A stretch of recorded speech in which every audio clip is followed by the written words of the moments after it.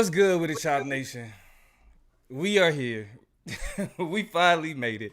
We Made it about to back. we about to knock this one out. I know y'all see this for a brief time. A couple days ago, had some technical difficulties we had to work through. Not only did we end up working through those technical difficulties, we also endured a hurricane slash tropical storm.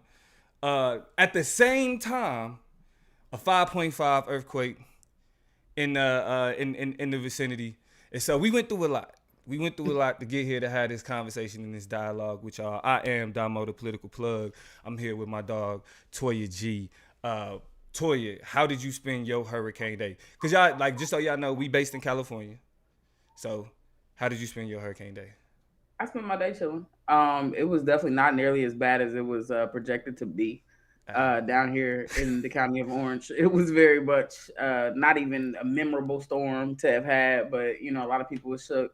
It was a lot of back and forth about whether I needed to buy sandbags and how many groceries I needed to get, just all types of crazy stuff going My on. But mama was like, "Did you fortunately, go it to the didn't. grocery store?" Listen, then people kept calling my phone. And I had, you want to be grateful, but on the other half, like, don't call me, I'll call you. Like, text Right. line's still up, power's still on. But you know what I'm It's shit saying? I straight. It's be definitely, good. I mean, to be clear, everybody knows it's no secret. California is not built for those types of things, not Right. built for fast winds, not built Right. for any type of flooding. Any light Any at rain all. causes flooding and shutdowns. I feel like earlier, like maybe April of this year, it was a bad storm midweek. I had students all over the place. I'm on the side of the road. Somebody just ran into me. I ain't gonna be there. I'm about to be. My GPS just jumped 25 minutes. This and that. And I'm in the car like me too. Class started and I'm in my car. So if that's any indication what we're doing. So all I have to say, this is not the worst we've seen, but it's really not made for that out here. So even though it was a false alarm, and I wanted the slowed down, kind of chilled off in the crib, safe and sound version. And I know everybody's not privy to that all the time, and not everybody has, a lot of homeless population, whatever. All that aside, it wasn't all that quick and easy Right. over with. Done for. I expected more. It wasn't all that. So we good. Hey, but I do want to say thank y'all to everybody that was out there like, oh my God, Californians, listen, this is what y'all need to do. It was better safe than sorry. You know what I'm saying? So Yeah. we definitely appreciate the love, but we was actually out here chilling. Niggas was surfing. It was wild. Like it was kind of just like another rainy day. But getting that out the way, we here, we safe. We got to talk about this though. You know what I'm saying? Hold on, wait. Before we jump in, we gotta talk to the people in the comments. I want to make sure we What we look at the got? chat and acknowledge Tuck V, acknowledge Donnell, Miss Ma'am, Danielle, all of y'all. Shout out to y'all for coming back and Everybody that popping be in with showing us and love. sending us your Yeah. well wishes. Like all of that's appreciated. We safe, we good, and more importantly, we just happy to have y'all. If y'all haven't hit that like button, go ahead and do that. If you haven't already hit that bell and you just happen to catch us, hit the bell. That way you don't miss, because we're gonna be back on Thursday, right? We're Right. back in the mix. So do all the things you need to do to stay connected. But it's great to see y'all this Monday evening. What's up, Plug? Though I cut you off the shot out the To Top show Nation real quick. love. But what were you saying? What were Chop you saying? Nation come first. Chop Nation come first. Absolutely. Uh And shout out to my dog in the background saying what's up to y'all too. exactly. Shout out to Journey. Now, let's get it in. Donald Trump, Tory Lanez. Both of them had some pretty bad legal news over the last couple weeks. Donald Trump, multiple indictments, extra indictments. They on his ass, Mm-hmm. especially in Georgia. Tory Lanez sentenced to 10 years, in 10 years in jail, prison, for him shooting at Meg Thee Stallion. Now, face value, it may not look like those are connected, right? Mm-hmm. Like the circumstances aren't the same, situations ain't the same. It's white man, black man. We can't say that that's the same at all, right? Politician, rapper, Right. shot at somebody, used a weapon, Didn't do none assault, of that. Yeah, like assaulted our fixing democracy, elections. as liberals would say. Yes, an assault on common decency in America, right? Huge difference. Apples and oranges. But if you look at the people that support them people though, there's a distinct key difference there. Mm-hmm. And that is their relationship with conspiracy theories and how it relates to what them niggas did. The key similarity, right? Key similarity. That's what Yeah. ties it together. Conspiracy theories. And Mm-hmm. specifically, conspiracy theories as a way to skirt accountability. Now, as a black man, the first thing I'm always going to say is our relationship with conspiracy theories is completely different than anybody else's, specifically white people's, right? Because what we've endured and what we continue to endure in this country is repeatedly dismissed, ignored, and denied. A lot of when we describe the American experience could be, or the Black American experience could be looked at as a conspiracy, right? Because this is supposed to be the land of the free, home of the brave, right? This is where democracy pushes for and represents the rights of all people. But damn, that Black experience is a lot different than what people's is used to, right? Absolutely. So it's a lot of things that we experience that gets ignored and denied and could be framed as a conspiracy theory. But while white folk out here, they use conspiracy theories, specifically somebody like Donald Trump, as a way to skirt accountability, as a way to stay away from actually having to deal with the circumstances of his actions. What's up, Toya? Well, I'm sitting here thinking, as we make these distinctions between how white people tend to gravitate toward conspiracy theories versus how Black people tend to gravitate to, conspiracy theories. I like words like communication, and Right. let's break it down real quick. Conspiracy, root word there is to conspire. To conspire means to, work systematically and in a network, right? To have a concerted effort, not just a coincidence, right? These are not coinky dinks that we're talking about necessarily when we're talking about, or at least the person who has these is arguing that these are not coincidental instances, right? That there is a pattern, that there is an explanation for how things have fallen in line together. There was intent. There's not just cause. There's correlation that has led to causation, right? There's a relationship between those two things. And so it's interesting only because, a lot of people will look at theories like white supremacy and say, that's just a conspiracy theory. Remember, we are talking about the way that white people and whiteness is able to conspire, right? In across many institutions. Way, across many institutions, right? To set up a particular reality. I think the tiebreaker for all of this is always going to be the provability, and where white supremacy, because I know there's going to be some people that's like, yeah, all that shit y'all believe in is a conspiracy theory.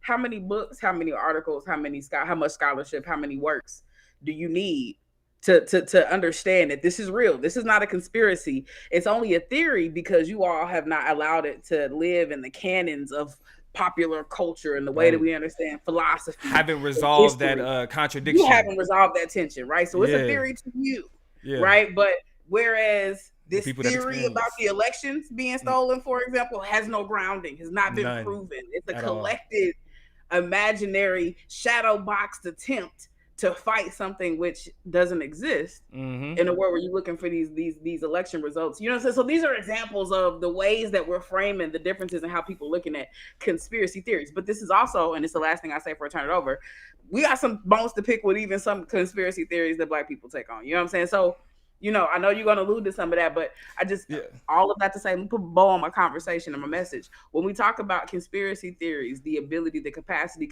to conspire, people working together to share an oppositional position toward something else, right? When we talk about that happening, we really got to dig up under the surface and make sure we know what we're talking about so that we don't keyword, provability. You know what I'm saying? Keyword, provability. What does the evidence show? What is reality display? Now, things like white supremacy, things like white privilege, even if we take supremacy out, things like white privilege is easily proven. Research, data, statistics, it's all there, right? Like you said, Trump, that shit has no basis in any reality. That's why he's looking at the charges he's looking at. Now, it's some of y'all that may be asking, well, what conspiracy theory is pushed about Tory Lanez? Because, like, who is that nigga, right? That would be a good question. Oh, if they were not out there. Go ahead. Here's the thing. A lot of people have a lot of reasons why they're defending Tory Lanez, right? This decision has come down. Like, the proof has been unquestionable. But now that we got this sentence, a lot of people is like, we can't believe it. And it's a bunch of different reasons. But and a lot of it is just being apologetic, like an abuser apologist, right? A lot of it is just really shallow and terrible and anti-woman reasons for why he shouldn't have got what he got, or people trying to connect and compare and contrast sentences to other crimes in order to justify him not getting the time that he got, this, and that. Yeah, keep a lot of that. right? Keep A all of lot that. of those excuses. But there are a couple very weird fringe voices that are in these conversations that are critical of this sentence that are really just like, what are you talking about? That are spinning and beating the drum of these conspiracy theories that I think Plug is getting to. So that's just one thing I want to get in there. It's a bunch of different opponents to the decision for the guilty verdict. It's opponents to him getting sentenced how he did. But it's a very people making some interesting arguments. Nah, go ahead, finish up, because I got to pull this No, second one up. and we about to listen to it right now. That in their attempts to explain why he got what he got, how he got it. So run it. All right, y'all. So what we about to hear is these are the arguments that's being made as to why. Maybe this is why Tory they came for Tory Lanez. Y'all understand? I just cracked this shit. Locked up. $1 for the NFTs, right? I sold these shits to my fans for $1. It doesn't matter how much you bought. It was only $1. You spent $60, you bought 60. I need y'all to understand. One of those copies right now is going for 50,000, 60,000, 60,000. Y'all don't understand what the fuck is going on? Y'all don't understand? I just cracked the fucking industry. No more middleman. All y'all artists out there, fuck your label. Fuck the nigga that's telling you, yo, you gotta wait for this day on Spotify and on this. Fuck that. Nigga, it's over. Y'all gonna get paid. Tory wasn't one to hold his tongue when it came to talking about these major labels. And would you want to sign a major label deal if somebody came at you, or are you feeling like you're making too much? Hell no. I know you've said that, but have things. I want artists to really pay attention to this. Some label was sitting on their ass collecting $15,000 a day off of Tory Lanez music, off 1 million streams. An artist gets $5,000 to $6,000 every Friday. Or every other Friday. So they have a motive, right? But it's just speculation, even though a few days after the incident, he got a call from Roc Nation. And Tory Lanez goes to jail. They gave y'all all the facts of the juice of Tory Lanez going to jail and this, that, and the third. And 2 days after that, I get a call from Roc Nation. Now this Roc Nation phone call is important because, as y'all can see here, this part of the conspiracy is he was messing up the industry by pulling out or by selling his album as an NFT. Again, we look at reality. NFTs are no longer profitable. Right. The NFT market is dead. Dead. I mean, it's still alive. It has a heartbeat, right? But the most NFTs have lost like 90% of their value. So this idea that Tory Lanez individually changed the game as it pertains to how albums are sold, who else has done this? And it was even when it came out about how he was doing that, it was all gas because he didn't get all that bread. It wasn't just him. All right, so that's the first part of the conspiracy. The second part of the conspiracy is when we start to get into actually Jay-Z and the role Jay-Z plays. That's right. It all starts to make sense when you connect the dots. We all know that Jay-Z of the role he played being Megan Thee Stallion, like, you know, with her being with Roc Nation and all those things. So let's take a look at this. Right, it all starts to make sense when you connect the dots. We all know that Jay-Z has a lot of power in the industry. He has the power to free people from jail, so I'm pretty sure he has the power to send people to jail. And people starting to talk about this phone call that came out between Kelsey and Tory. Now, in my honest opinion, he never incriminates himself within this phone call. Knowing the toxic history between them three, he could have been apologizing for anything. I think he was apologizing just for the whole situation at hand and Meg being naked and embarrassed in the middle of the street with spotlights and helicopters flying over her, but not for shooting her. My point is, it was Meg's team who created this whole narrative against Tory. Take a listen. There's no names released yet, but the report is already out, you know? But like, out is what? What you mean out? It's on some app. You know, Megan's team is on top of it. 2 days after that, I get a call from Roc Nation that says, yo, we heard you're going to make a statement about what happened and it'd be in your best interest. Now, I'm gonna let that play. But do y'all hear like the Twilight Zone music in the background? like niggas is really like, yo, like, listen, this is so serious. Like, y'all have to, you know what I'm saying? Like, niggas is, it's that serious to where they're even creating the whole, like, the aura, right? Mm-hmm. They want you to feel like this is where, you know what I mean? Affect. Right. They created that affect. But let's continue. Let's hear this about how Jay-Z, for whatever reason, wanted to get Tory Lanez locked up. Let's continue. You don't make that statement. So I'm like, conviction got dismissed. So that's why they detained me. And I called Meek while I was in jail and told Meek, like, bro, I just got locked up. Woo, woo, woo. And he called Jay-Z. And then Jay-Z put a lawyer on my case type shit. Got you out of there. Yeah, he played a role in getting me out. So, as y'all can see, there are their entire narratives now. Rock Nation wanting to get Tory Lanez locked up, him changing the game, changing the industry. Tory, did you know, were you aware of any of these conspiracies that was floating around? Yeah, I stay on X.com. Mama called it Twitter. I'm gonna call it Twitter.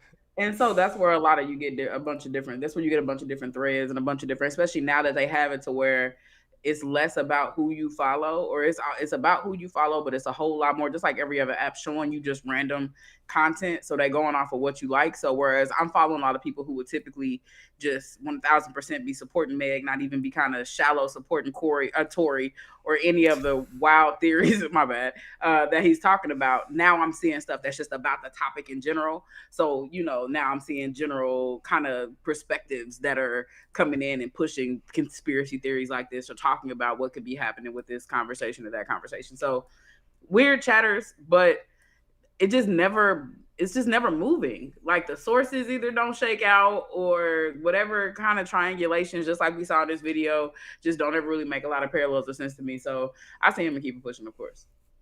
So where is this problematic though? And how does this push us, to the next part of our conversation? Well, the problem is, y'all know how we talked about that there are legitimate conspiracies that we have as black people against the criminal justice system, for example, right? Because some people would argue that the idea that we're policed at a higher rate and we're targeted specifically, some people could argue that that's a conspiracy. You have people that do argue that it's a conspiracy. The legitimacy of those claims is undermined when we also attach ourselves to these bullshit ass arguments. Because we're when I say undermine, we are discrediting these things that are already called into question, and we're further discrediting them when we're attaching them to the ways in which white nationalists, white supremacists, and whiteness also use conspiracies, like we see with Donald Trump as a way to skirt accountability. Tory Lanez is on some Donald Trump type shit. They are the people that are around him, the people that's pushing the information, like what his pops was pushing, all of that type of shit. This Rock Nation narrative, Jay-Z wanting to get him locked up, Meg sacrificed him for her success. That could have been eliminated if the nigga didn't have an illegal gun and was shooting at the woman over petty bullshit disagreements. Easily. So why waste the little bit of conspiracy capital that we have with the legitimate gripes and concerns that we have about this society on shit like the industry wanted to get rid of Tory Lanez? We are wasting our time, undermining ourselves. It's counterproductive. And here's why I think it's important, because a lot of people might say, well, I never believe none of that, or I'm not even hearing none of this, or whatever. It's important to point out, because this is one of many instances where we have to have better, I'm going to go to my church background when I say this, we use this word, but better discernment, right? A better ability 100%, to see that's a perfect word, yeah. And to think critically about the information being delivered to you. Today is the whole Tory Lanez saga, and that particular storyline might not be the most interesting one to you, or you're not really, you are fairly sure about what happened in your opinion about what happened out there in that car that night, and so you're not really shook by this one. But there will be other ones that come in and crowd out and encroach your mind. Remember what they said about Bill Cosby? He was trying to buy NBC. That's the only reason. Not that he admitted to it. Not that he admitted to it. The only reason was because go ahead. And then in the face of undeniable abuse, problematic behavior, things that us as a community, that when we talk about what's on our agenda, it should be rejecting certain notions or accepting certain notions or building around certain realities. We're not able to do that because we don't think about the conspiracy theories being pushed and whether or not they're worth a grain of salt or they're worth in gold, or whether they're things we need to leave on the table. And so I think that's the bigger part of the conversation. We only use Donald Trump and even Tory Lanez as an inroads to get to a greater discussion about the ways that certain conspiracy theories really undercut and undermine the agendas and the goals that we have or need to be having for ourselves as a collective. And yes, what happens in entertainment and news and media, entertainment news and popular culture matters. Yes, the same ways it matters in politics, the same ways it matters in the context of social issues. It influences, it has an impact. These larger narratives, these perceptions, these conceptions, and not just from the outside in. We're not talking about the white gaze. We talk about the way we see and understand ourselves, right? Intra-racial, the black conversation. Yeah. It's at stake. It really is at stake. And so when we're thinking about, what we want to talk about, how we want to come at it, we just looking at it like, once again, it's just like these weird ass niggas having weird ass conversations about things that are not hard. What would Lee call it? Thinking deeply about shallow shit. Exactly. You know what I'm saying? And you're going to drown in your own misunderstandings. It's going to be your own undoing. Now, y'all know I hate celebrity worship and I hate celebrity gossip, so I don't want to spend too much time on the celebrities. I wanted to use that as first an example to show why we need to be careful with conspiracy theories and understand where we get our conspiracy theories from, because we don't want to delegitimize and undermine the legitimate conspiracies and concerns that we have against this country, right? So what we gonna do today, we gonna call this Kick It or Keep It. And we're gonna go through all the black conspiracy theories, the conspiracy theories that are, I say most of them, some of the more prominent. Not all of them, enough of them, some of them. Some of the more prominent conspiracy theories that we see in black communities and black conversation, and we're gonna talk about what we need to keep, and we're gonna talk about what we need to kick. All right. So we are going to start out with our first kick. We're going to start out with our first kick. All right. The first thing that we should be kicking in terms of conspiracy theories is these jab conversations. Now, I want to be clear. We ain't going to spend too much time on this. Because I want YouTube to recognize we're saying we need to stop with the jab conspiracy. The reason why, if y'all wondering, I'm using the term jab because if you have too much of a conversation on the jab, they'll actually put a little like disclaimer or something at the bottom of your video. And we know that was a thing, you know what I'm saying, at the height of, the event that shaped the world. I almost don't even want to say that because it'll get flagged and, we're having a certain conversation. But there was a streamlining and an algorithm manipulation of those conversations to where, they either wasn't getting deep enough, wasn't reaching a lot of people. So again, we're not trying to sit on it too long, but I also think it's relevant to talk about that in the context of the fact that there are 2 new variants out. There are 2 new versions, and I don't know if y'all been paying attention. If y'all got children that's school age, if y'all are university age, if y'all are in public places where a lot of people from a lot of different backgrounds come and engage, numbers are going back up. You know what I'm saying? And so these become relevant things for us to constantly be thinking about because 2020 changed everything, and now we got to deal with something as a collective that ain't just about to go away. So what was you saying about it on jab? And so again, we're not discussing it long, but it's important that one, we do the research surrounding these conversations, because again, it's our health shouldn't be left up to things that we hear on YouTube, right? And again, we have a lot of legitimate concerns, and we shouldn't lump our legitimate concerns with things that's just like real flamboyant. It's good for views, good for conversation, but it's not healthy. You know what I mean? Because I want to point out, we ain't gonna talk about the jab as much, but the impact of jab conversations, because you had celebrities that was dealing with health concerns recently, and the response to those celebrities' health concerns was what? Probably got one. They got the jab. You know what I'm saying? That's what it is. What you had? You had Damar Hamlin. Jamie Foxx? Who else? Bronny James. Yep, Bronny James. Like, and then it was some other high school athletes who had some heart issues and kind of dropped. So it was this quick jump to to this conspiracy, as opposed to actually kind of really understanding what was going on. You was about to say something? I mean, just that, when I think about all these conversations, and this will go to something else we talk about later, but the way we sensationalize things that happen every single day. Like, is it Paid in Full where Maz was like, niggas die every day, B? Niggas die every day, B, yeah. Like, I know that it's shaking you to see these people that have been pedestal go through real life, but they do, you know what I mean? And they have to on a very public stage. Like, I feel like, and I'm not trying to say that it was a lie or whatever, because I don't know the intricacies of it, but I remember being a child and feeling like a lot of stars was having dehydration. It was coming down with dehydration. Everybody was just so dehydrated. Martin Lawrence was the biggest one. Like that, and Janet Jackson, I feel like, was also dehydrated. Like, people was just, and I feel like that was code for some extra medical shit that was going on that we're not gonna give you all the information on, whatever. But now in this TMZ world, in this shade room world we live in, people want all of the delicate details. So we get a whole lot more about people's medical status and issues and what happened to them. And so we're seeing heart issues and seeing pulmonary issues and being like, oh, it was a jab. It was like, instead of like, just mind your business, because people die. People go through health issues. People are hurt. People go to the hospital every single day. And we have made this phenomenological without even paying attention to the fact that every hour and a half you hear a siren out your own window. All of them ain't the police. People be in medical duress all around you, and you acting wild because your favorite celebrity or somebody you know about is ill on the public stage, and it's just silly, right? Especially when you think you know why.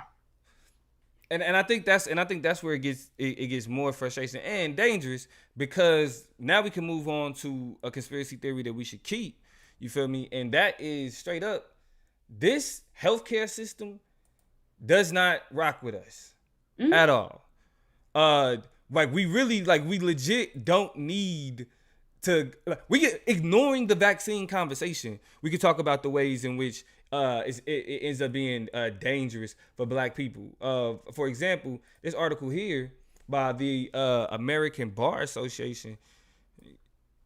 Let me go ahead and pull this out. And this is old too. You know what I'm saying? Implicit bias and racial disparities in healthcare.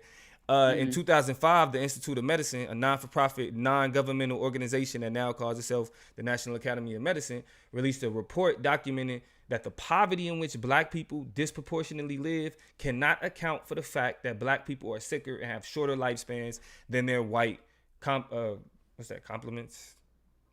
Counterparts. Yeah. I can't see it, but another synonym for it. Yeah, right. Now, again, so the first thing that they identifying is that people, they're not just dying from access, right? And they're not just dying from poverty. A closer look, NAM found that racial and ethnic minorities receive lower quality health care than white people, even when insurance status, income, age, and severity of conditions are comparable. So, like, period, like, you ain't got to be poor. You can have the best insurance.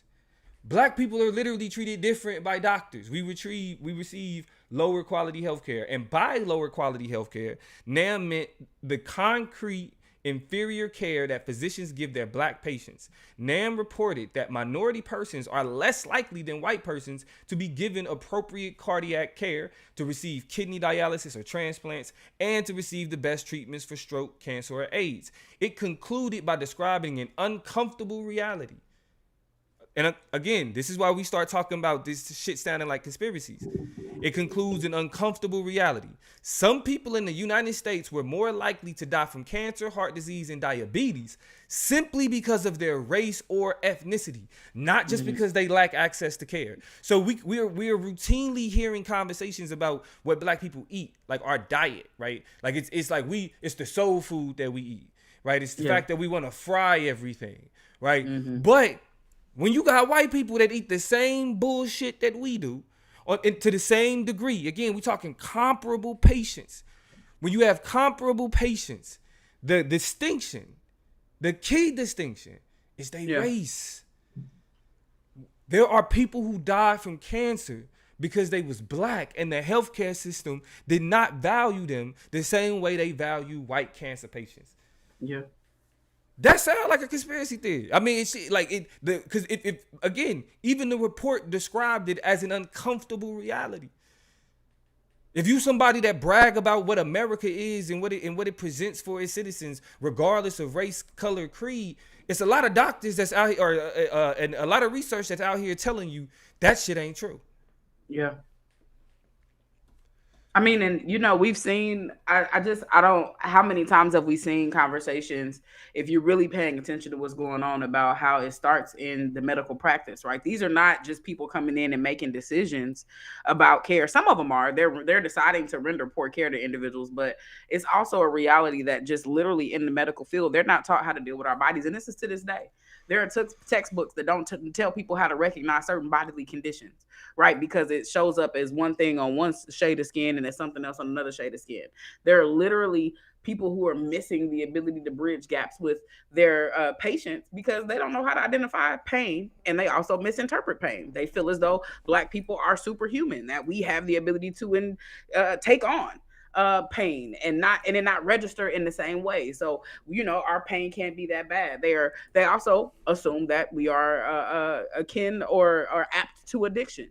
So we get under prescribed medications, whereas white people typically get over prescribed, right? These are all legendary conversations. Black maternal death, right? The Black infant mortality. We got mothers dying and babies dying at higher rates in the delivery room than our white counterparts. So that's real, right? When people, and it's a lot of people I know, that's scared to go to certain hospitals, right? Even like if they have a family member or somebody pass away at a certain hospital, they never want to go within 10 feet. Like I got people like that in my family, friends of mine, and it's so real. And it's not just because, oh, my loved one passed away there.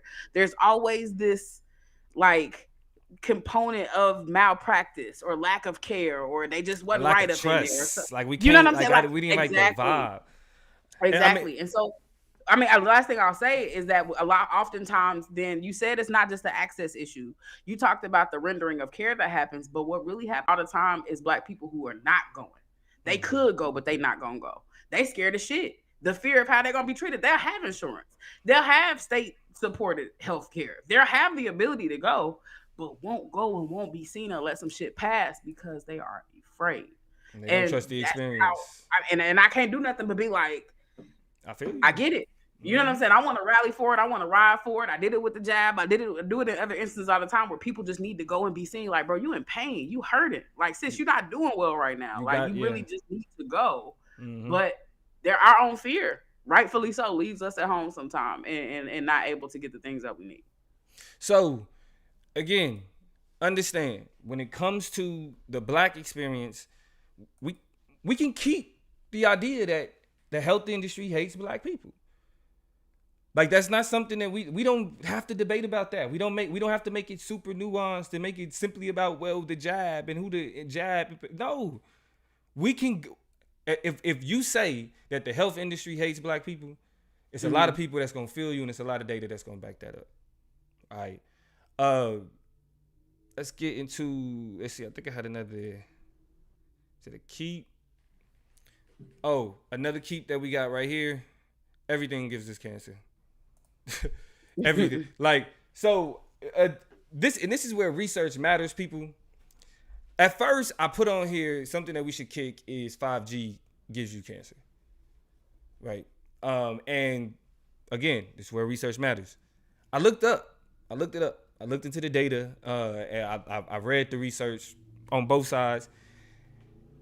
And I feel comfortable, you know what I'm saying, being like, feel how you want to feel about that one. Like, after looking into some of the data, you know what I mean? I don't think it's as explicit as people try to make it seem. Like your cell phone is giving you brain cancer. Like, there's no data, you know what I'm saying, that reflects that. But definitively, yeah. Right. But the what's required for like the type of frequencies and radiation that 5G emits, at least on the level of the cell towers themselves, that shit can be dangerous. So, feel how you want to feel about that one. But I think something else that we hear a lot that most people, that we kind of just like think past, we don't pay too much attention to, is the idea that most things give us cancer. Like whether it's the fluoride in the water and in our toothpaste, whether it's the red meat we eat and all of those things. And sometimes that can feel and come off as if it is like a conspiracy. No. No, the state of California, for example, requires that you Man, label. You go to the park. You can go to the park and it'll be a sign outside that hole that say Prop 59. It is a chance that where you at, you can catch some cancer. You should be aware. We got to tell you. Good luck to you. Have a great time. Godspeed. Enjoy your life, and on everything, and it's everywhere. You when you go into the hotel, it's in the hotel. When you go into the restaurant, drive-through, about to get your stuff out the window. It's right there by the window next to when they show you all the sauces they got in there and what the new combo is. And what it's right there on the thing. Right. So the state of California is pretty much telling you that everything gives you cancer. And so when you hear that dialogue, when you hear that particular conversation, even though it feel like that should go in the conspiracy theory category, it's not true. Microplastics are real. And they just found, and I wish I would have brought it up. They just found microplastic in hearts now, and during an autopsy, they found microplastics in the human heart. In somebody's heart. In somebody's heart. Mercy, Lord. Yeah. So, that's the reality. That is something that's real that we got to deal with. But it's also, the last thing I want to say on this keep is it's about moderation. You feel me? Like overindulging in way too many things is dangerous regardless of what it is. So yes, everything gives you cancer, but at the same time, it's also a major part of how much you intake. All right. Next. Real quick, I want to shout out some folks. Our comments are actually kind of moving real quick. So before you get the next kick or keep, Miss Ma'am, Hood Therapy, Danielle, Melodious, KJ, what's good with y'all? Thank y'all for talking to us. I'm going to make sure I look over here a little bit more often. Miss Ma'am said California in itself can give you cancer. I was a little sick when I first saw those notices. And I was too, especially when I started seeing them, like, because, food, like, okay, I'm getting a burger. I get the connection. Like, beef is not whatever how you want to feel about it. But when I started seeing it at the pool and start seeing it at the water park, start seeing it at, like, just buildings, like, what do y'all have in the basement around here? It literally just is everywhere. So shout out to all of y'all watching and tapping in with us. Go ahead and hit that thumbs up if you haven't done it yet. Keep talking to us in the comments. I'm gonna make sure I keep an eye on that over there. But if you have not hit the like button, hit that like button. If you have not subscribed, make sure you get that cracking. But the next conspiracy theory we need to be done with, is the idea of industry plants.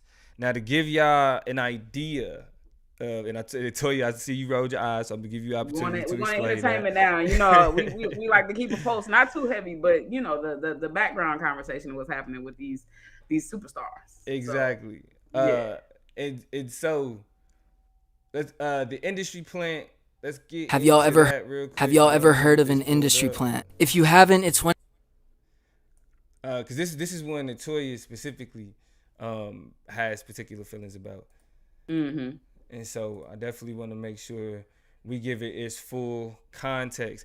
And also, real quick, I want to point out that this one, the reason why I chose this video of this dude explaining industry plants is because the person he about to accuse of being an industry plant is baffling to me.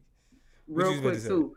If while this video is playing, while we're talking about industry plants, if y'all don't know the definition of an industry plant, it's somebody who you feel like has been very intentionally put in front of us, given, being put on the radar, given attention, despite their gifts or talents. Who do y'all think are some if you have any, who do you think are industry plants that have been placed inside of pop culture, hip hop culture, just general movie, cinema, TV, that you just like, no, this is not it? Or do you even think about those types of things? Go to the chat for me real quick. But my bad, plug the video. Nah, yeah, you good. Cause I think this one is a bit controversial. Cause I think some people that fuck with the chop up may disagree with the idea that we should kick the idea of industry plants. But I think what we keep is gonna make up for that, right? Fair. But like shit like this is part of the reason why I feel like we should challenge that. So let's get started. Let's take a look.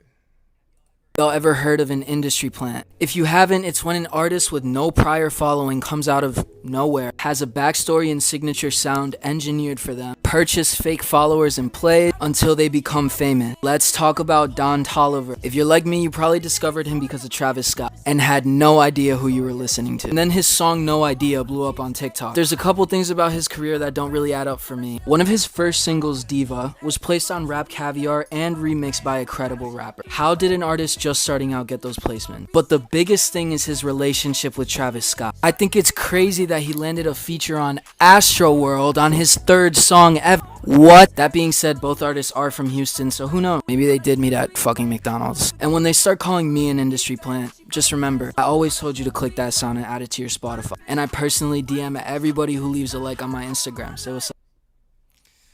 Alright. Now again, what I want to identify is this is really why white conspiracy theories be trash. Cause the white version of industry plant is again just somebody who somebody just came out of nowhere with success. Right? That's the basis of it though. It's just somebody who came out of nowhere and was successful. That's the basis of it. Yeah. But when I think you would agree with me on this before I kick it off to you, Toya, is that our criticism has more to do with why that person is given the opportunity to be successful and what it means for them to be successful and accepted in our industry, which is hip hop. But what's your thoughts on it though? Why do you argue we should kick the concept of industry plans? Well, I mean, just to add on a little bit before I say kick the concept and explain why I feel like we should kick the concept of industry plants, to just follow up on kind of what you're talking about. I think when Black people look at industry plants too, there's always an idea that there's a distraction, right? That this person has been sent as almost a minstrel show to do and do their little thing in front of us so that we are not staying focused on the greater goals, ambitions, plans that we should have. And so I think that is a very, outside of it just being like somebody who just got popular out of nowhere, there's always this level of that come with Black folk because they like, what you doing here? Like very suspicious, very skeptical. Like, why this? And so looking for some, and before I even get to why I'm not rocking with it, Melodious says all of the Nepo babies, Nepo being nepotism, right? The people who just kind of got grandfathered into a system because they parent, they people or somebody, whatever.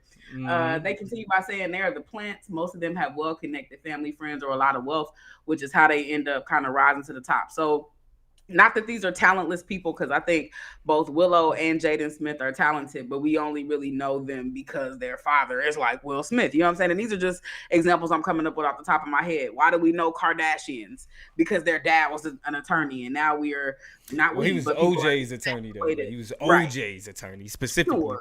But that has no explanation. There's been a lot of popular attorneys who have been over popular cases. Their kids are not being shoved down our throats for the last 15 years. You know what I'm saying? Like, that's true. But then you also have like the idea that Cardi B's an industry plant. I'm speaking to the idea of nepotism, right? We don't get to those examples, but I'm speaking to Melodious' example or idea and comment about how these people who are already connected end up being industry plants because they literally are planted in the industry by their people. Right. Miss Ma'am says, even before the term, I think popular artists that have questionable talents were pushed by a major label. Okay, they may have a bop, but they won't last, so I don't pay them any attention, right? Which is, I guess there are one-hit wonders. I remember, growing up watching VH1 where they would have a countdown of like the greatest one-hit wonders of the 90s. You know what I'm saying, or whatever. Yeah. So I think that's always a possibility. And I think, you have labels who, it's a gamble. This industry is about taking a chance and seeing who's going to sell and do what. And so I think there's some give and take there between who ends up taking off and who doesn't, because not everybody pops how you think they are. That being said, here's why I don't rock with the idea of industry plants. We talked about accountability, right? We're framing this conversation around things that people don't want to be accountable about. And I think when you look at the Ice Spices, and who else did you come up with? Cardi B. Yeah. Who else? It's some guys. Who's some guys who have Jason Derulo. Tekashi 6ix9ine. Tekashi 6ix9ine. Yeah. Right. A bunch of other people who are just plants. Right. Here's my issue. We have to be accountable for the shit that we let slide and that people like. Mm-hmm. Just because you don't know nobody like who Ice Spice, what did we learn about Donald Trump? It's somebody out there listening to that shit. Yep. Just like it's somebody out there voting for it. So you think it's terrible. Somebody booking them shows and buying them tickets.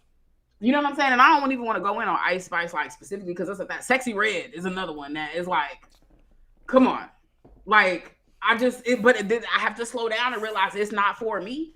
Right. But the standard of what is good music is low now. I just have my 17-year-old nephew right here. Old nigga. Hey, but listen, here's my proof. That's a claim in my warrant. Here's my evidence. I just have my 17-year-old nephew out here to stay with me for about a week, and. You know, part of that is, you know, because he older now. You're not no kid. You in the mix. You be listening to stuff. And the way that music. You can play your body is set up. Yeah. The gap between the 34-year-old and the 17-year-old is not as broad as it used to be back when we was growing up. So we are on the same platforms and listening to the same stuff and whatever. So I give him the aux. I'm like, take it away. Now, before when he came out here, bro, I was listening to damn Juice WRLD every 5 seconds. Yeah. Who else was just? And I mean, no shade to those artists, but it was a lot of Lil Yachty, a lot of whatever. This time he come with the aux, and he not just playing but singing word for word, 2000s, 2010 rap. You know what I'm saying? R&B from our stuff, bro, from high school and college. And I'm not talking about just playing it. I'm like, are you just playing it because you're trying to, you know how you play something for somebody old, like when you're around your mom or your grandma, you try to play something. Yeah, you got to play something to fit the vibe. Like, No, these was his slaps. So I say all this to say, even they know our music was better. Even they know. And I mean, I think the greatest example of it is the fact that all these young niggas keep remaking music that came out when we was young. Shit, yeah. I mean, and it's one thing. And people don't even know that that song was a sample. It's just I got that one girl that didn't even know it was a sample. We grew up in sample and remix culture too, but this generation of music, hip hop specifically, and R&B has taken it to a whole nother level of just. But that was Dre doing the whole song. That was Dre sampling shit in the 70s though. These niggas is sampling shit from the 2000s. And they're not sampling it. Who's the Weeknd? I don't wanna. Oh boy, I was so mad about. Like they're not even coming out with new songs, bro. And you know who else? You know who else is responsible? That DJ Khaled. That's another plant, alleged plant. DJ Khaled. But DJ Khaled resume. If you know anything about anything, then you know Khaled got a resume that's longer than your mama's, longer than your faves. He ran Miami. You know what I'm saying? And so. Like there's certain people you gotta be honest about. Like he was a DJ and he was running the DJ scene down there before he ever, popped out. And he was an anomaly because he is Middle Eastern. You know what I'm saying? And went over there and was this guy. So I spent my time with DJ Khaled. All I'm saying is this: the reason why I don't believe in industry plants is that our standard for music and good quality media has gone down. Yeah. So we got to stop being so surprised with somebody with shitty lyrics or the inability to really do anything besides stand on the stage with no stage presence. And we got to stop being surprised when they pop because the standard for what is good and what is passing the bar is low. TikTok and the way that what they've done to music and the capacity to go viral, just the numbers have changed. What is the word I'm looking for? The algorithm, not the algorithm, but just the way you do that math. Mm-hmm. Like the calculations have changed for how you blow up, the path to getting popular, how you make your money in this industry, all of that has changed, right? And it's decreased. And so I think what you're speaking to is we don't do good enough gatekeeping. We don't do a good enough job saying this is our standard, and we're not letting it go anywhere from that. I think it's a struggle with the different generations, but not doing a good enough job gatekeeping is a part of where that problem is. But I think this is why we can get into the keep, because what we focus on, what we keep, actually I think helps address a lot of your criticism and your concern. And we have to just understand that there is really an agenda to pathologize Black people. There is an agenda to take the worst of us and put the worst of us on that stage. That doesn't make them an industry plant. Like that makes them a part of really how an anti-Black society functions. You feel me? Like we want to maintain the images and perceptions that we've already created. So that means that we dealing with images and perceptions that were structured even before rap music was a thing. Right? Yeah. So this idea that they've been placed there as a plant, it's like, nah, they've been picked from the meal. They've been picked from the plantation. Right, like we already know if we know that what we produce and the art that we come up with and we create is the basis of popular culture. That means that what we think is us being disconnected underground rap, the vultures that are record labels and all that other shit, Like all they doing is just looking to see who's the strongest from the plantation that's going to end up making more money for them on the big plantation. It's just like a breeding meal, right? And so what we have to understand is we got to start challenging the images and perceptions, period. Not just simply what we see in rap and what we want from rap, but also how black people, black men, black women, black children are typically displayed, or their characteristics are typically defined by what we would say is the worst of us. Because the examples that they use exist, right? But at the same time, that shouldn't be a reflection of all black people. That's what we mean by that pathologization. Yeah. I mean, I just, I understand that black people are not a monolith. And so when I look at how black people should be, I don't have any stake in that conversation. Like, you should do this, or black people should, because the black people are coming 1,000 different packages with life experiences and ways. Have y'all ever heard of existing and navigating this crooked world we live in, this interesting world we live in the world that we create for ourselves, and the communities we create for ourselves? Community looks so different. It can look like 1,000 different things, and that's the beauty of us coming up with ways to stay together when they wanted to tear us apart.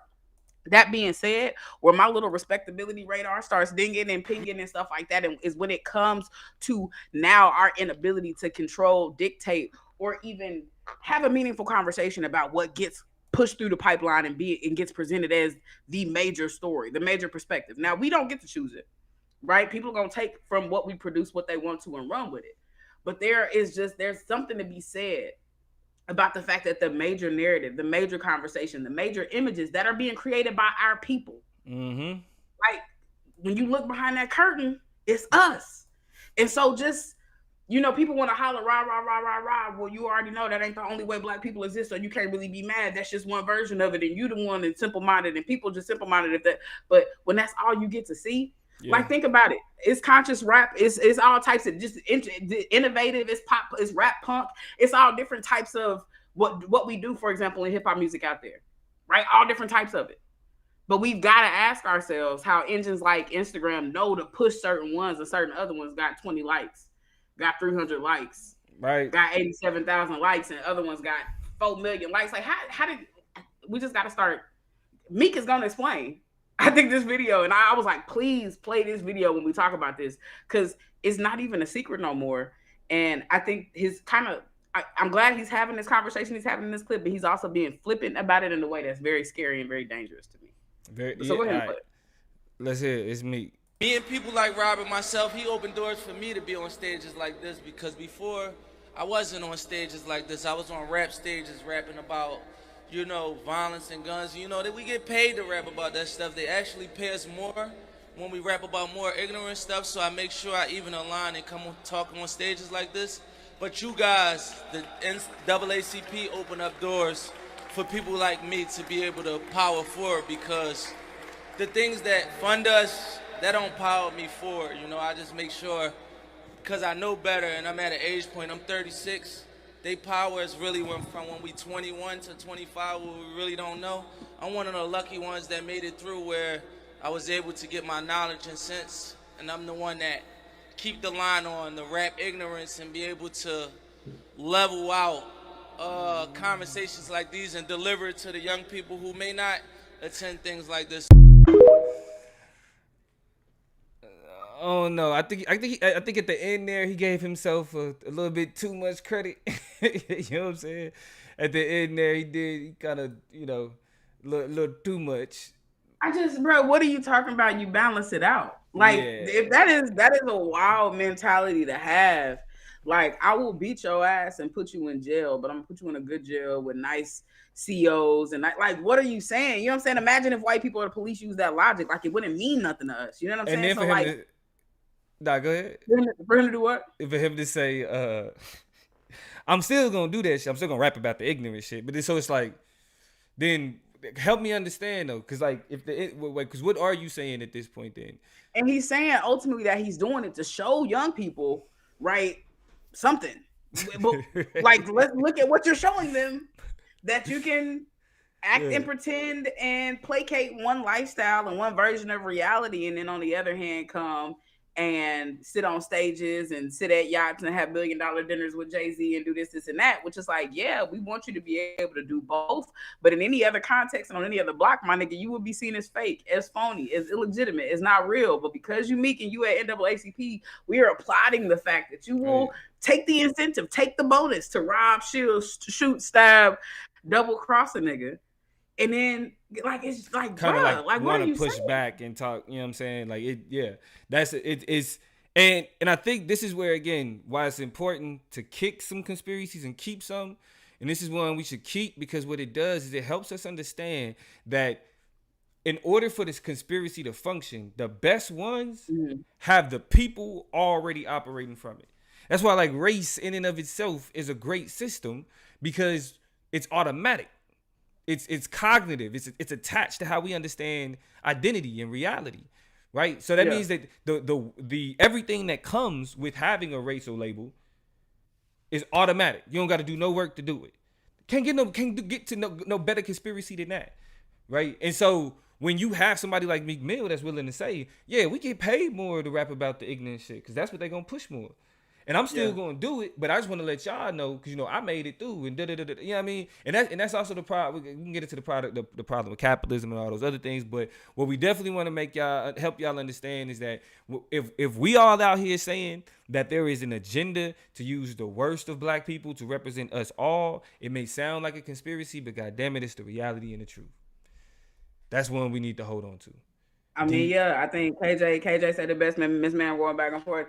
What they say, that's like saying, yeah, I sell crack, but I give turkeys out on the holiday too. Like that ain't no Brown philosophy, bro. It's not helping anything. You know what I mean? Like we've got to change. I think the stand again, this is not just external or about their perceptions, but how we see each other is really becoming a very toxic state of what we need and what we expect out of each other. And I think that it is just very interesting that a politic that would not fly on the street, where you got one foot in, where you got one foot out, where you over here dabbling over here, but you're over here pump faking over here, would not be acceptable. But you get a platform and some money involved, and all of a sudden it's cool and shit is cool. Sweet. You can do that. I mean, I think I'll never forget. It was a video that came out when we was in high school. I feel like high school, college, because it was a lot of outcry about the content in hip hop music, whatever. And Jadakiss was quoted talking about how we storytellers and we not role models. We don't sign up to be role models. We here to just tell stories and relay our whatever. But we've had this conversation in other contexts. We have to start asking ourselves. At what point do you not get to choose what position you in, my dude? Like, at what point do you kind of recognize that, and you can sign a lot of checks and you can go to different neighborhoods and you can go pass out coats and shit too, but I don't know. There's a responsibility, because what's the difference between depicting and romanticizing? Exactly. You know what I mean? We got to ask ourselves. But kind of staying in this lane of entertainment, it's another conspiracy theory that we need to kick because it's not ours. We got it from white folk. And it don't benefit us. And that's all of this Illuminati dialogue. Whenever niggas is talking about the Illuminati, like this group of world elites that come together and make decisions and make us think a particular way and act a particular way. And bro, to black people, that's whiteness, period. Like, let me help y'all. We don't need George Carlin was on a panel, and I don't even know what he was on because a lot of them panels, the rest of the conversation be bullshit. But George Carlin said some real shit about conspiracies, and he said, in order to have a conspiracy, you don't need a formal agreement. You don't need people meeting in a room behind everybody else's back making decisions. All you need is interest aligning. All you need is interest aligning. The continent of Africa is being stripped of its resources, not by some people that's actually sitting in a circular table, hold their hands like this, talking about good. No, it's businessmen. Yeah, it is the Forbes 300 or Fortune 300, 200. It's the people that we admire in this society. It's the people that's speaking at your at Harvard's graduation. The people that's bringing in millions of every time they launch a new product. It's millions of people sitting in the room. You know what I'm saying, to see whatever this new product is. Those are the people who are raping because violating Africa. Because I'm trying to we monetize now, y'all. So we got to kind of. But also, more importantly, we don't just want to toss away around that word flippantly. We want to be mindful. So, more importantly, like Toya said. But it's being ravished by like interests that creates a conspiracy, right? And so this idea of Illuminati is childish, and it's really, hear me out, Toya. The Illuminati is poor white people conspiracy. Poor white people conspiracy. The reason why it's unique to poor white people is because it is a distinct conversation between the elites, the haves, and the have-nots. These are the white people that recognize that it's people that look like them that have more than they have, right? And so it's like, how do they get all of that? How do they get access to those things? Right? It must be some group that's in control of all the power to make things. But us black folk, right? We see the gradients of white privilege, and we looking at the middle class, petite bourgeoisie, with the same lens. Exactly. You know what I mean? Your daddy can get a loan. Still, okay, yeah, you may not have $1 billion yacht. But your daddy could give you enough money to start a business and you be straight. Right. You know what I'm saying? So listen, the super elites that they ain't even our biggest issue. Cause we got poor white people that's violent and frustrated, and they take out their frustration on other poor people instead of the actual Illuminati and elites that's the real problem. That part. I think so here's my thing with the Illuminati, right? Part of me, because all the forward thinkers, all the people who are thinking above the board, who are just too good to deal with these conversations about race, that think that we're just so elementary in understanding and interpreting the world around us through the lens of race, because we all know that capitalism is really what the whole kind of determiner is. Like, sure, right? All of that logic, part of me kind of, to an extent, I do feel like when you get to a certain level of richness, like you always gonna be a nigga, but your race matters a little bit less in terms of the access you get to certain spaces, the things you do, how you get to move. So I'm not gonna undermine that completely. Here's where the Illuminati and the health data showed that too. Yeah, like when we were showing like the disparate healthcare, even in income, when it's comparable, it's still so rich black people get worse healthcare than rich white people. So there are some things that are going to be true that I'll take there. There are some things there that we have to leave and be honest about in terms of how race functions. I say all this to say, I think it's really unfortunate with the Illuminati bit that, again, and this is similar to what I said earlier, we use the Illuminati as like, and I think this is less popular now, and it was definitely more popular in the 2010s and some of the earlier 2020, really in the 2010s, where something tragic will happen to somebody, and it still happens these days. And it's like, oh, somebody got sacrificed. Like they did that to Jennifer Hudson bad, right? I think her whole family got killed. I know her mother and I think some sisters or something like that were all in the house together, and somebody came and murdered them. And for a long time, this was during Dream Girl success. That was when she was having her individual success. It was like some gang shit. It happened in Compton, didn't it? Some gangs, something. I don't even know if it was in Compton, but it was somewhere. And the whole family was killed, and it was, oh, Jennifer Hudson is in the Illuminati. Like, what else could explain her rise to fame? Like, what do you mean? She was on America's TV, on American Idol for half a year. Like, yeah, people gonna know who she is. She is gonna elevate. She has a beautiful voice. Like, it's not that inexplicable if you stop to think about it. But a lot of people, I think that's one of many examples where people go through real life traumatic issues and instances. Real life celebrities who are real people, by the way. Not all of them are like terrible ass people. They just got a talent and they got a platform for it. And when something bad happens to them, all they do is see on the internet people running talking about how they sold their soul and gave themselves away. And it's just like, bro, how trash is that? For you to work hard, for you to sacrifice a lot of things, and everybody just chalk up everything that you know, in your worst time, right. In one of your lowest times, you sacrificing everything that you love to kind of get where you are. Like, it's just, that's it's wild, it's lazy. It's I disrespectful. also think it has constantly undermined the success of y'all's faves, Beyonce. Right. It has constantly undermined the success of a lot of people who have worked hard to get what they got. You know what I'm saying? Like, we don't think it's no ethical billionaires, and even some of the millionaires are a little bit shady, but I'm not gonna shit on your ability to make your bag. Right. My question The is always ability gonna to be, get there. You know what I'm saying? so you know what I mean? Like, I think it's very lazy to just be like the Illuminati. Very lazy. Even if they exist, right? To use that as a way to explain a lot of the things that we see. I don't know. But yeah, keep it. Now, this one is easy. We don't got to spend too much time on it. And because the keep in the same vein, like if you do need to feel like it's something off with these celebrities, well, they have way too much influence. They dictate and determine way too many social conversations. They dictate and determine how we feel about things. And I think Dave Chappelle said it best when he was like, it's hard being a black celebrity because you got like our culture just demands that you be a part of everything, even shit you are not qualified to be a part of. For example, he said when MTV after 9/11 happened, they was like, we got Ja Rule on the phone. And it's like, why? Why does MTV have Ja Rule on the phone after 9/11? He ain't about to give no significant updates about anything. He ain't got no information. He ain't gonna got no breaking news, no nothing. But for whatever reason, MTV felt it was necessary that we be talking to Ja Rule right now.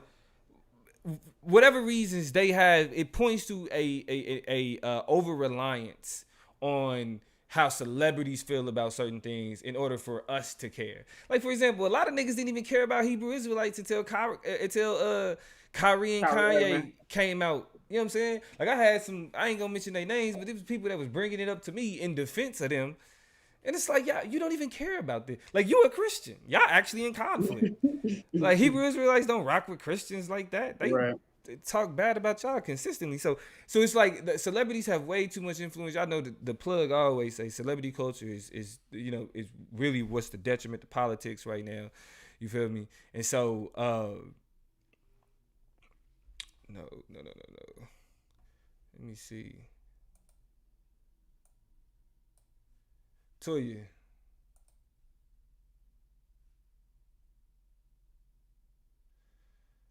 Hold on, if y'all can hear me. Y'all can in the chat. Y'all can hear me.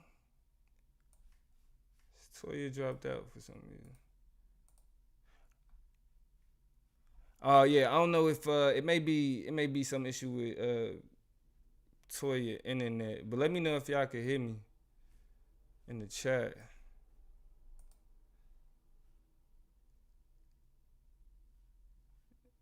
Yeah, look like okay. Yeah, y'all can hear me. So we just rock out till Toya get back. So Miss Ma'am asked why we keeping celebrities have too much influence. I said, hey, Miss Ma'am said the Illuminati got her. No, we was talking too much shit. Nah. But Miss Ma'am said why was asked why we keeping celebrities have too much influence. That's because they do.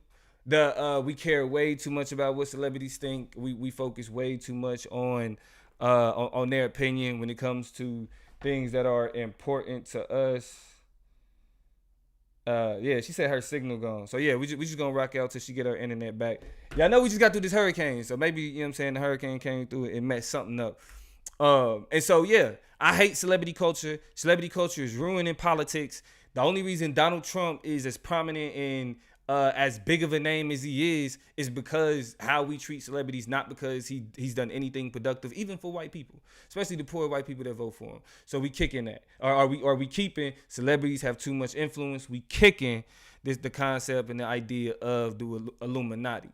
The next conspiracy theory that we kicking is they making kids gay. They making kids gay. They preying on, and along with the idea that they making kids gay, it's the whole idea that they preying on kids, that gay people are out here and they a danger to our children. Gay people are a danger or a detriment to children. Listen, if anybody that's seeing any of Consciously content, the first thing the video that you have seen is him really discussing how we've seen heterosexual relationships like overly sexualized, even with kids shit.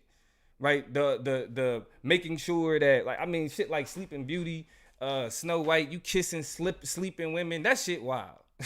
That shit is wild. That shit is counterproductive. And so us out here running around kind of pushing these narratives that demonize gay people. You back? She back. You know, get her back in here. But us pushing these narratives that's focused on demonizing gay people. This is where we get lost. There are entire efforts, there are entire people that are religious leaders. There are entire groups of people that are politicians, right, that are actually out here preying on children. And these are heterosexual individuals. So I'm trying to figure out, like, with all of this conversation, why is it that gay people are preying on our children? They trying to make our kids gay, but we see all of these heterosexual, cisgendered men, especially men in power, which we're gonna talk about in a second, actually having this impact and actually preying on kids. Like, we have to understand, first of all, when it comes, especially black people, the modern notions of race or of gender and sexuality have always been perverse when it comes to black people. We've never fit the standard of we've always either been hypersexualized. We got to remember there was a time where black women, you actually could be raped because they didn't even see them as women. They thought they were so hypersexual that you couldn't rape them. They always wanted it. Right? So like the notions and understandings of sexuality that have existed in this society have never been productive for us. And so the right-wing evangelical demand to demonize gay people and to make gay people the target of whatever culture war or religious war is only done so, right? One, not to the benefit of black people or black communities, right? Because it's always this idea about protecting children. But I'm explaining to you why this concept of protecting children is fallacious, why it's bullshit, right? Because you're not going to tell me, and I know they're not trying to tell me, that it's hypersexualizing kids is cool as long as they heterosexual, right? As well as the idea, I want to point this out. I want to make this extremely clear. Exposure and equity looks like oppression to oppressors. So the fact that gay people are visible is why they saying that they trying to make kids gay. It's not because they we actually, you know what I'm saying? Again, forget all the conspiracies. It's not because we're actually seeing this hypersexualization in the media. It's just the idea, the presence of any type of queer relationships is the reason why people are pushing these narratives and pushing these conversations. And so the thing that we got to recognize is that when we're pushing these narratives, we're focusing on criminalizing and demonizing a people, while at the same time, because of their sexuality, while at the same time not actually recognizing the impact that how, like, the kids being hypersexualized and kids being preyed on and kids being targeted is much deeper than the question of sexuality. Because the concept that we need to keep, the conspiracy that we need to keep, is that powerful people prey on children, period. Powerful people prey on children, period. That needs to be the focus. Because if we're having conversations about the impact that gay people are having on kids and not recognizing what's actually happening in society with people that operate from normative, you know what I'm saying, sexual standards, we got an issue. I want y'all to take a look at one of this first article here. This is in LA. This is in LA, in the LA Times. Let's scroll down. Toya in here somewhere. She's gonna pop up in here in a second. In the LA Times, I want to bring y'all attention to church leaders conceal sexual abuse of young children, lawsuits alleged. This is February 28, 2023. In this article, it's talking about a religious group where 16 plaintiffs allege that leaders within the international while Toya get back in here, let me mute her out real quick. Make sure she's straight. All right. 16 plaintiffs allege that leaders within the International Church of Christ and the International Christian Church knew that their members had sexually abused adults and children. But instead of alerting the authorities, they often actively concealed the abuse to avert discovery by Child Protective Services and the police. Now, this is a religious organization. This is a religious organization. These are heterosexual people. If there is a campaign to protect our children from being overly sexualized, hypersexualized, where is the dialogue about this church in Southern California?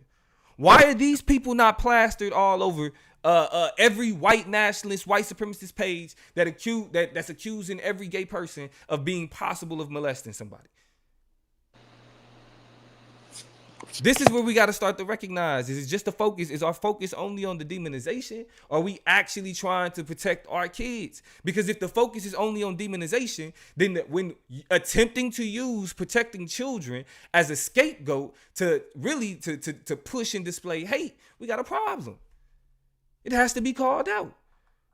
Because this is the stuff that need to be protected. Hold on.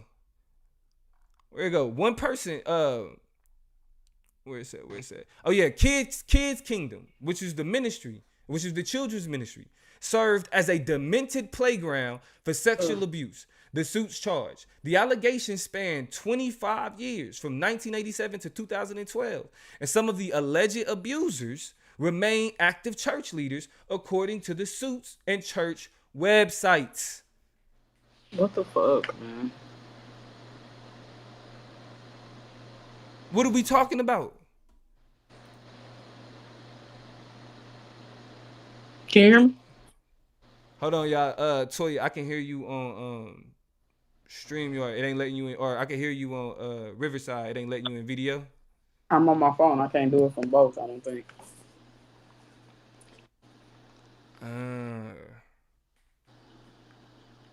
Well, what happened with your computer?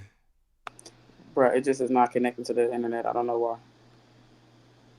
Okay, just come through video. Come through video on your phone. I bet. Yeah, it'll let you do it. I bet. All right.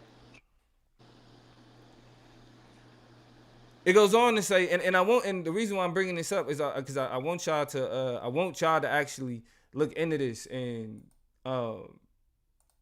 really take in this information. Toya trying to come back. She's gonna be back in a second. Her internet messing up right now. But this is just the church leaders. This is just church leaders, y'all. So we ain't hearing nothing about this. These people are still employed.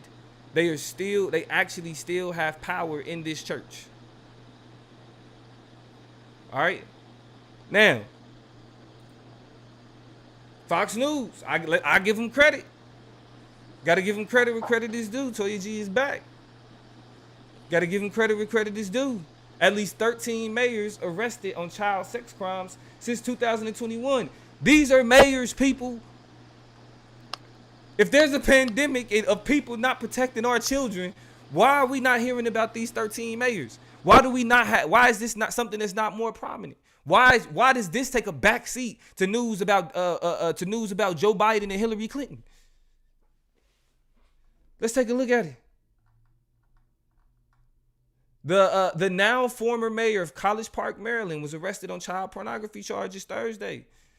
Added to a long list of mayors accused of preying on young children while exploiting the trust of their communities. Patrick Wohan, 47, is charged with 40 counts of possession of child expletive material and 16 counts of distribution. You was in here, so you dropped out. Oh yeah, you good. You in. According to Prince George's County Police. Let's go down here. Let's get a little bit deeper into understanding this, because these are mayors. And again, they ain't even bringing up their political affiliation. Because if it was about that, they would have been like, these Democrats. We you on here though, we see you. Unless you trying to get it right. Oh, what is going on with my computer?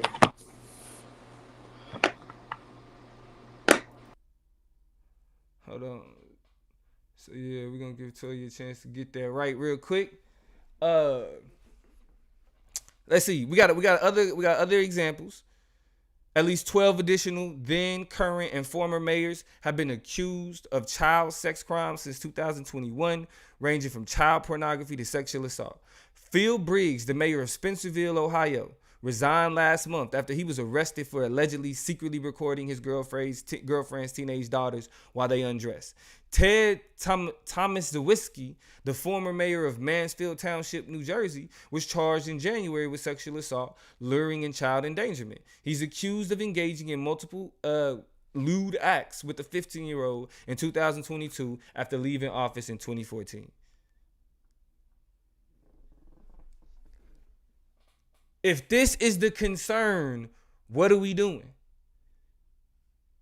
If this is the concern, why is it a focus on the sexuality of an individual when we are seeing massive heterosexual individuals display the type of behavior that's being assumed to a group of people just because they don't operate within normative sexual standards?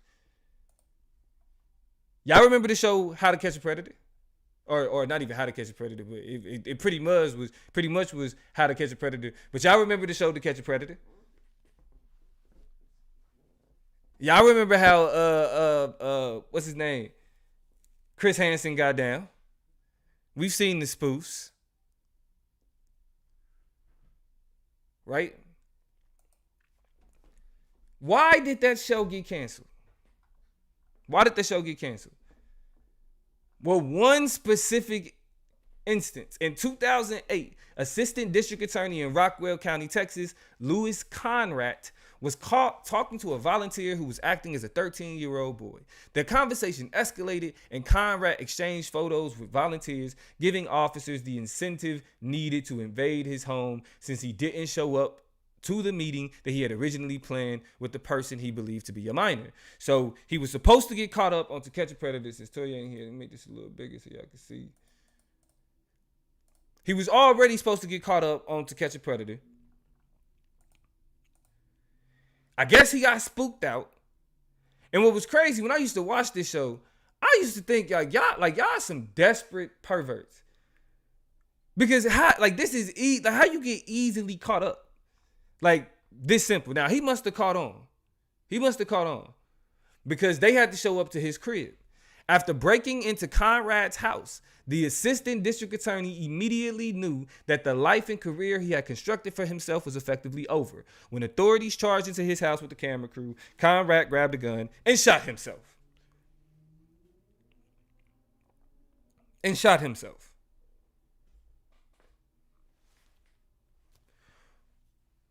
This was not something that was made immediately known. People had to figure this out. Niggas was just wondering, like, damn, what happened to Catch a Predator?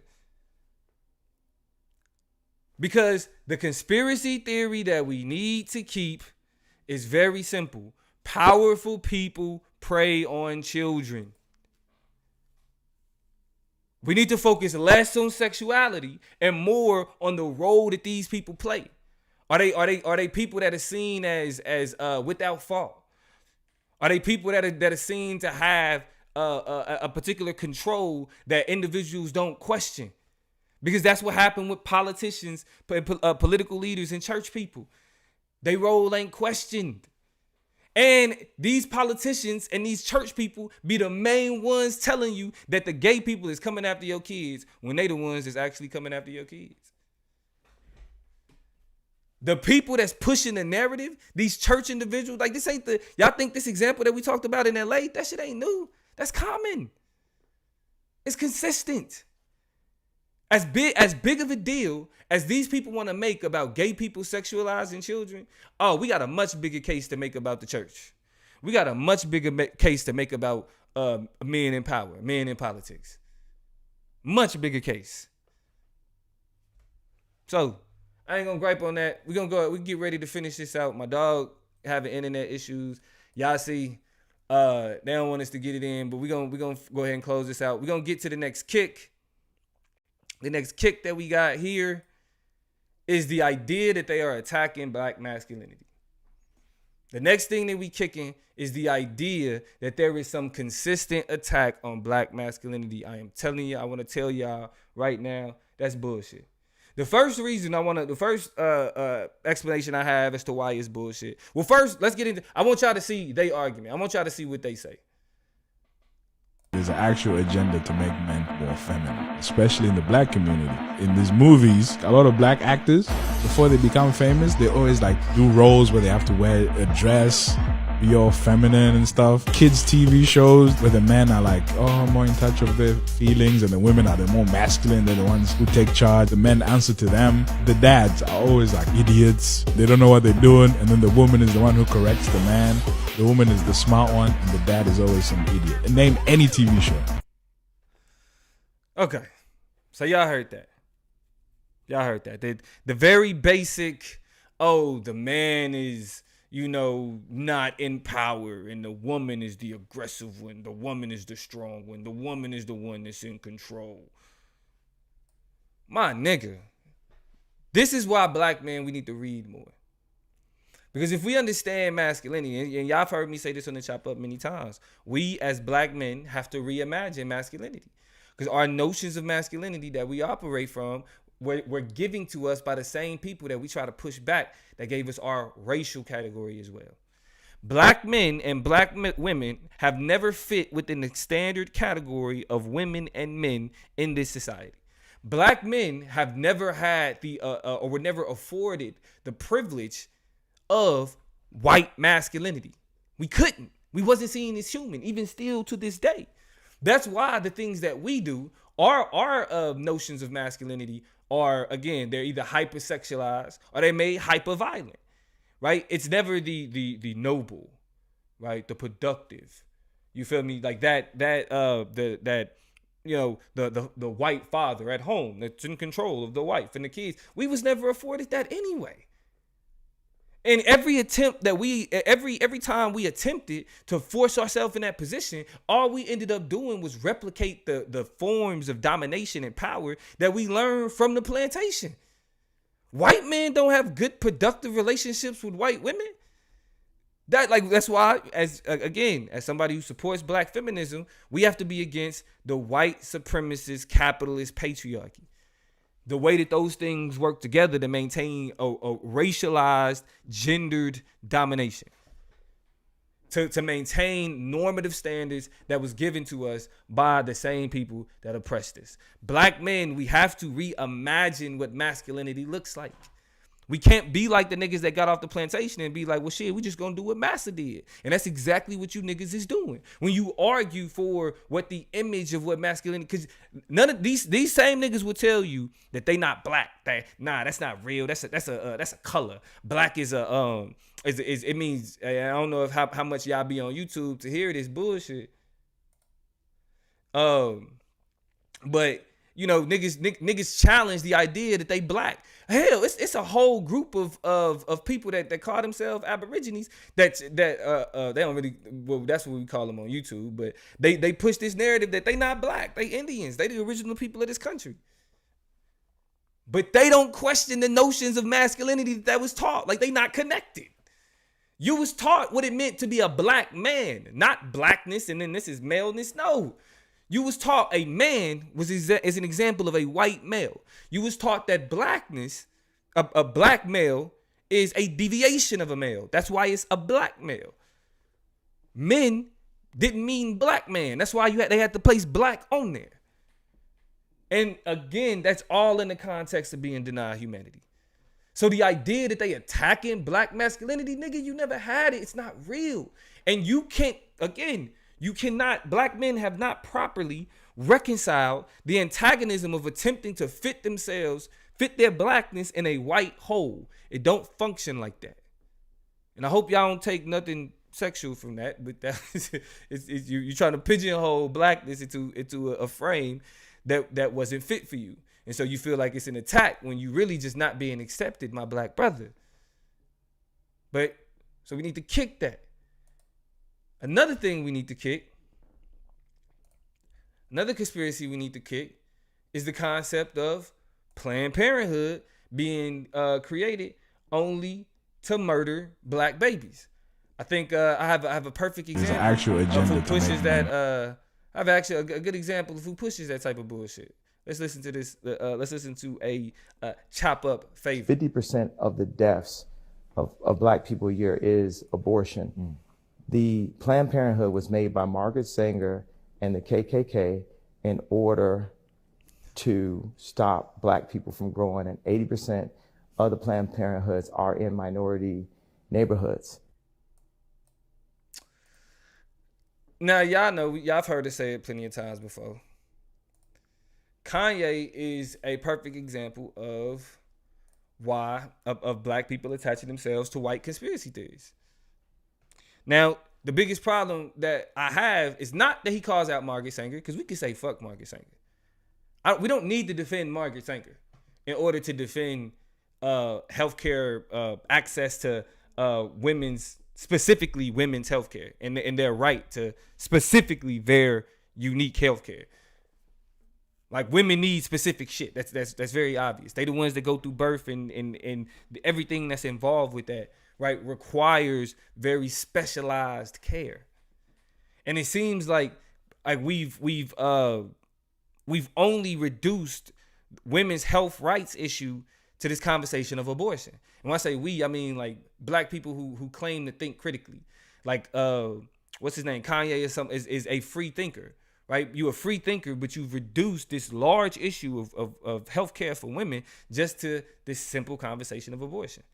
Now, people believe what they want to believe about Planned Parenthood because it's a question of like politics, right? Planned Parenthood is an easy right-wing target. It's a part of their pro-life, you know what I'm saying, agenda, right? They scored a huge victory with Roe v. Wade and all that other shit. But the reality of it is, this is an example of how, if you looked at the world that we lived in, this was just like overturning Roe v. Wade is an example of how you got to shit like The Handmaid's Tale. It's enough people felt strongly enough about something that they believed in that they was willing to undermine the rights of other individuals, in this case women, just to ensure that they was able to enforce their spiritual or personal whatever belief. That's how you get to The Handmaid's Tale. I don't know how we watch so many movies about these dystopian futures and ask ourselves, how did we get here? The normalization of oppression. Overturning Roe v. Wade was a reinforcing of how, in a patriarchal, in a white supremacist, capitalist patriarchy, the oppression and the infringement of the rights of women specifically. The rights of women specifically is also normalized. The same way we talk about how racism is normalized, the infringement on the rights of women is also normalized in the white supremacist capitalist patriarchy. And that is an example of that. And so when we as black people are running with this idea that it's killing 50% of black babies, again, what Kanye don't know is that started, like that abortion conversation started not with black people looking at really trying to fix things in our community. Again, it's us replicating white supremacist talking points, because abortion has to do with the white genocide that we hear these people talk about. It got to do with the replacement theory. Like, right, they need more white babies, and so that's what this is a question of, ultimately. So we need to kick this conversation of Planned Parenthood, because we're undermining the women's rights issue. And we know if any issue gets undermined for any people, it's going to get undermined for black women the worst. If we are undermining women's rights in the black community, if we are pushing a narrative that is okay with undermining the rights of women in the black community, then we are making it worse for black women, period.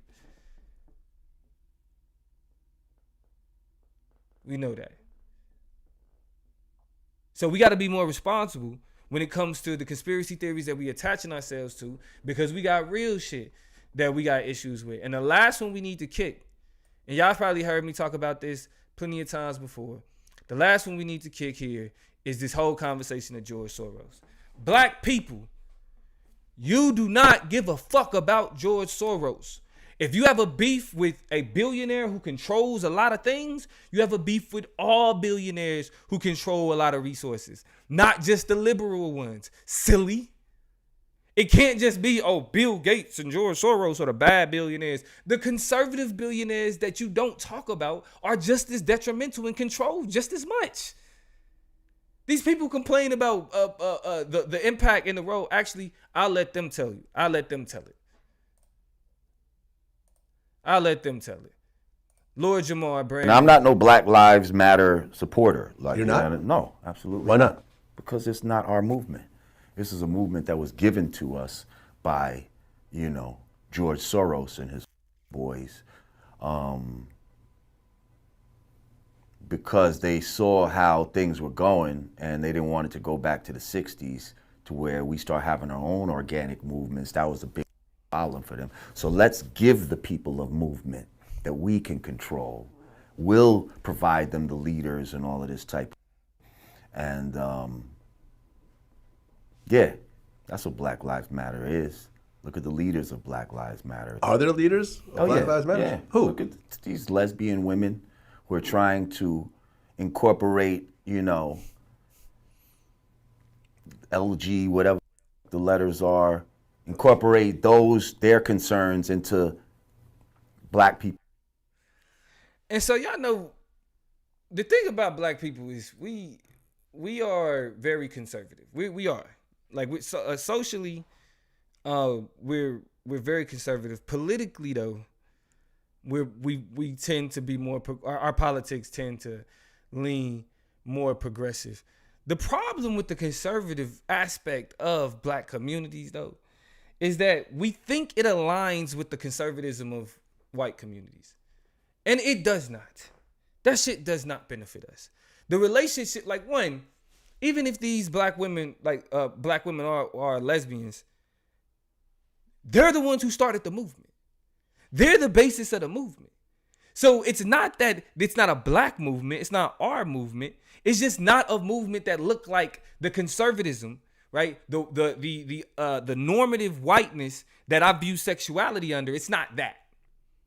Right, it represents something that doesn't represent the normative standard. That if you somebody like Lord Jamar, you're supposed to be calling into question this normative shit. That's why you always got to question how the blackness of these people who talk about like caring about black people, caring about black communities, but then turn around and try to tell you that that gay black people can't start black movements. That lesbian black women can't start black movements. It's not natural. It's not real. If it's a lesbian black woman starting a black movement, that's foolish. That's foolish. I'm calling into question your understanding of blackness. Because then if you stand for black people, if you got to put straight black people in front of that, then you don't stand for black people. You stand for straight black people. There's an entire black community that you are willing to disregard and dismiss because of the normative standards of sexuality that we operate under. That's where it gets frustrating, because this is the pro-black minds. Here's where the contradiction come from when niggas talk about George Soros. This nigga was a part of Brand Nubian. If I'm check, correct me if I'm wrong, but Lord Jamar was a member of the legendary hip hop group Brand Nubian on some Afrocentric pro-black shit. Being Afrocentric is Pan-African. That means that if everybody that understands what Pan-Africanism is, it means that you recognize that people on the African continent and the people from the African diaspora have a common political focus. They have a connection. They politics, either locally or geopolitically, are aligned. If you look on why white people hate George Soros, they say it's because he's a globalist. Who has beef with globalists? White nationalists. George Soros, and y'all can look this up. I talked about this on the podcast before. George Soros first became a threat to white people or to conservatives because who he started to fund. He started putting millions of dollars behind Democrats that was challenging Republican seats. So they started, on the old Stormfront, the old message boards, they started conspiracy theories about George Soros being a part of things like the Illuminati, being a part of the globalist elite. the globalist elite. So why does that matter? Why does being Pan-African in this conversation of globalists, why does those things conflict? You gotta be globalist to be Pan-African. Dummies. You can't be. George Soros don't challenge any. He funds progressive shit. BLM was some progressive shit, so his foundation funded it. The same way that the Koch Foundation, the Heritage Foundation, other conservative foundations are funded by conservative billionaires. There's nothing unique about that to black people. That's what the beef that white conservatives have with George Soros is white on white violence. It has nothing to do with actual black communities. Y'all look up really look into George Soros. People say no, like that video was like, be a skeptic. Yes, be a skeptic. Don't believe me. Look at George Soros. Look where the criticism lies. You hear the same people that complain about the Illuminati complain about a globalist elite. Who is a part of that globalist elite? People like Bill Gates and George Soros. It's bullshit. It's not real. We can kick that. Because all we doing is finding deeper and more white conspiracy theory ways in order for us to attach ourselves to the conservative liberal paradigm and be a part of that beef. And if y'all don't learn anything from the political plug, that ain't got shit to do with us, folk. That ain't got nothing to do with us. So the last thing I want to leave y'all with, after we say again, when y'all hear George Soros talking that like people talking that George Soros bullshit, kick that. Kick that. But the last thing I want to leave y'all with is this. Cause my dog dropped out, the Illuminati pulled up, it pulled my dog off the stream. But we was getting in. It was getting long anyway. Everybody make sure y'all hit that like button. If you ain't hit it before we leave out. I told y'all we made it through bad internet, hurricane, and earthquake to get this information to y'all. And I appreciate everybody that was here, Kuma, or KJ, Tucky, Miss Mel, Melodious, everybody that was a part of the conversation. I appreciate y'all. Black people, it's important that we are skeptics because of the society we live in. But in order for our skepticism to remain legitimate, it has to be grounded in the experiences and things that we've endured as black people in this country. Like how we're treated in healthcare, how we're treated by the police, how legislation affects us differently.